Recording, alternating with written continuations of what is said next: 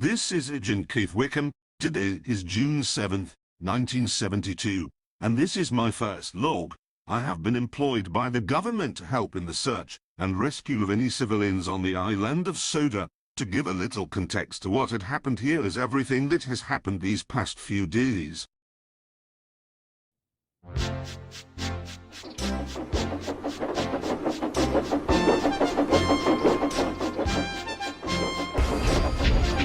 I am the driver of the Northwestern Railway's number 4, known as Gordon. It was June 5th around 3:46 p.m. We had just pulled into Crovan's Gate with the express and were waiting for the passengers to board. I was talking with Stefan about the recent sightings of planes flying around the island. As we were talking, we saw another plane flying overhead. Then all of a sudden the air raid sirens began to blare out from the distance. I looked back the way we came, and my eyes widened as something was falling from the sky in the distance. I quickly ordered for everyone to get into the coaches, and I ran back to the cab. Just as everyone got on board, and the final doors closed, the sound of an explosion was heard in the distance. Stefan looked back in horror to see a massive mushroom cloud falling in the distance. We wasted no time, and I released the brakes. Gordon's wheels slipped on the rails, and soon we raced out of the station.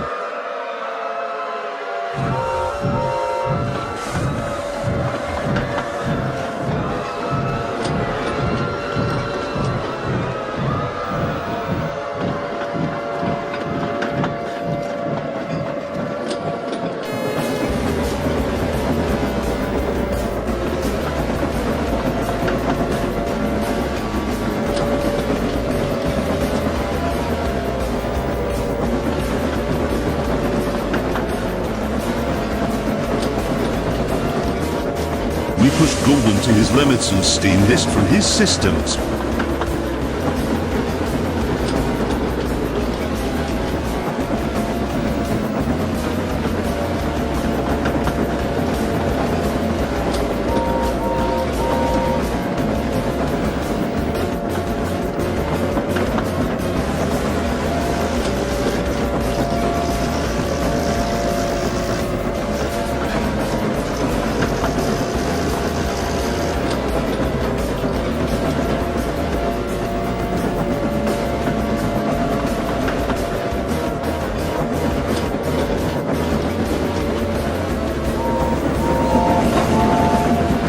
Raced through the cast down, saw Molly sitting at one of the other platforms with a small passenger train. Just as we passed through the station, the shockwave hit. I've never felt anything so powerful before in my life, as the coaches were rocked back and forth and the windows were shattered. We raced over the cast down rolling bridge and onto the mainland. We didn't stop till we reached Barrow in Furness.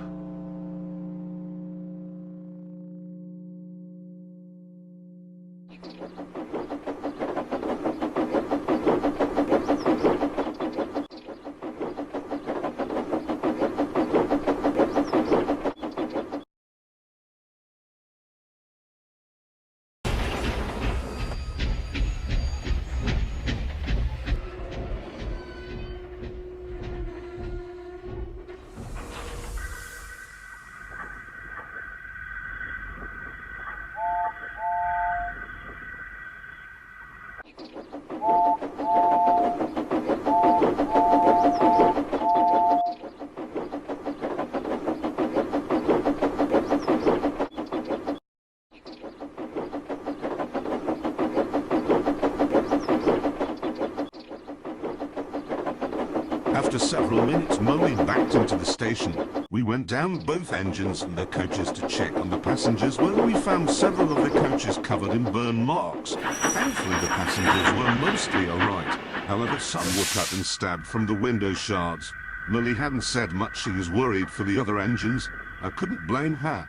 Gordon was telling her that everything would be alright and they would find the others.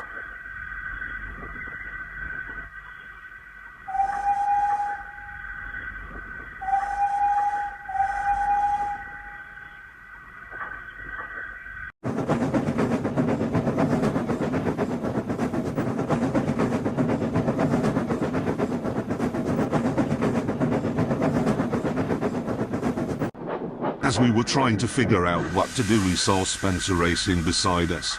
He asked if we were okay and what had happened. As we were explaining everything, several armed vehicles and helicopters surrounded us.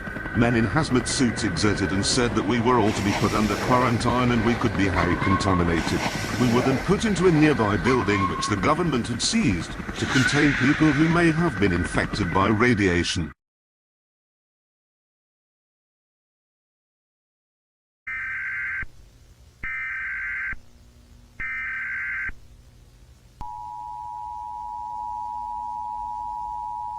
Greetings, my name is Dr. Jeremy Clarkson. I am a head researcher for the Atomic Energy Authority. I am here with my colleagues Dr. Richard Hammond and Dr. James May, both of whom are my juniors. At about 3:46 in the afternoon today, that is June 5th, a nuclear bomb was deployed on the western side of the famous island of Sodor. From the reports given, the plane which deployed said bomb seemed to have been of Russian design. However, as of now, the exact type is unknown. The explosive was deployed above the terminus Knapwood station, where it subsequently went off, presumably killing everyone in the nearby area and possibly the whole island. The amount of radiation vented is unknown as of now, but tests are underway. So far, only 2 documented engines managed to escape the island. However, it is unknown if they have been infected by said radiation and are currently under quarantine along with their crews and civilians who were in their coaches. From the intel we have gathered, the entire island was hit by the explosion and presumably everyone was killed in the subsequent shockwave. However, that has not been confirmed. Sadly, 3 known engines have been deemed to be dead due to their proximity to the close flown. Those engines are Dennis and Rosie, who were stationed in the yard, and the number 3, Henry, who was scheduled to pull a stopping passenger train. Everyone on that train has all been deemed dead. Several other engines may have been in the surrounding area, however the exact identities of these engines are unknown. As of now, Barrow in Furnace has been condemned due to possible contamination. However, more of the surrounding area before Barrow may be condemned if need be. If anyone on Sodor is alive and hearing this, we urge you to stay in your homes and do not allow anyone in your homes. If your loved one, family member or even pet was outside when the explosion occurred, they are to be presumed dead. Again, we urge all citizens on Sodor to stay in their homes until officials from the Atomic Energy Authority have declared an order to evacuate. This is Dr. Jeremy Clarkson, and thank you for your time, and to any still alive on Sodor, may God be with you.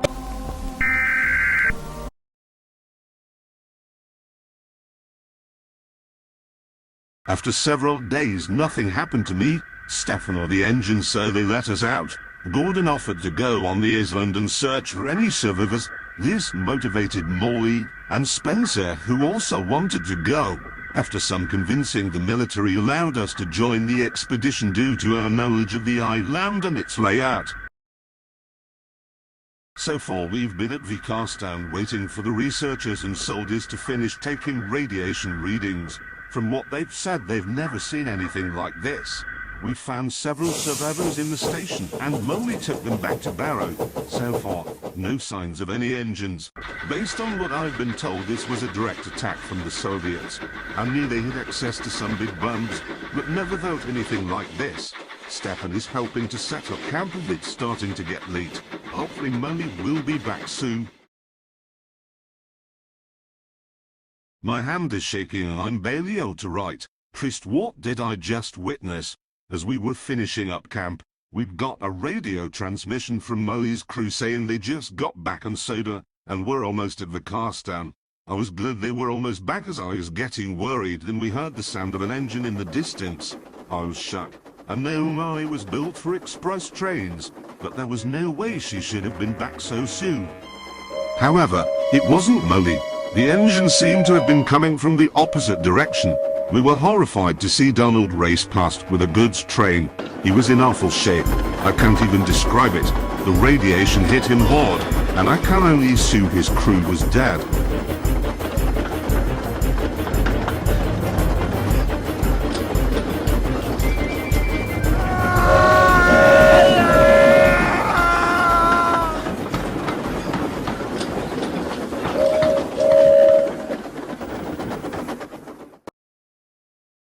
Shortly after Molly got back, and she was petrified, saying how she saw Donald. She began to break down, saying how the bridge had been raised and could only assume he was dead. We're only 1 day into our operation, and this happened. I've already marked Donald as dead in the back of my journal. I can only imagine what happened to the other engines.